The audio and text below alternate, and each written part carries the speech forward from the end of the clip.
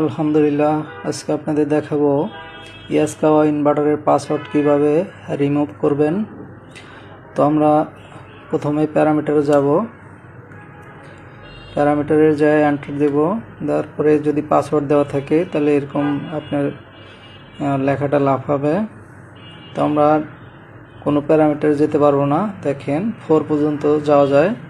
তো আমরা 4-এ আসলাম। 4-এ আসার পরে আপনার স্টপ বাটন, আমরা এখন পাসওয়ার্ডটা দেখব যে কত পাসওয়ার্ড আছে। প্রথমে স্টপ বাটন চাপ দিয়ে ধরবো, তারপরে আপের বাটনে চাপ দিলাম, তারপরে A105 আসলো। এখন আমরা এন্টার দেব।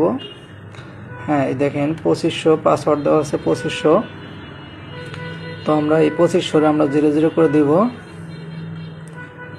00 করে দিলাম। তারপরে আমরা আবার 4-এ যাব। 4-এ যায় আসলে আমরা আবার এন্টার দেব 00-তে।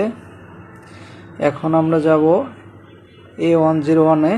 A101-এ যায় আসলে আমরা 02 করে দেব। এই হলো আমাদের। এখন দেখেন সব জায়গাতে যেতে পারবেন, পাসওয়ার্ড রিমুভ করা হয়েছে। তো আশা করি আপনারা এই ভিডিওর মাধ্যমে যদি কোনো ইয়াস্কাওয়া ইনভার্টার লক হয়ে থাকে কিংবা পাসওয়ার্ড মারা থাকে আপনারা রিমুভ করতে পারবেন। তো ভিডিওটা দেখে কারো যদি ভালো লাগে লাইক শেয়ার করবেন এবং কমেন্টের মাধ্যমে জানাবেন।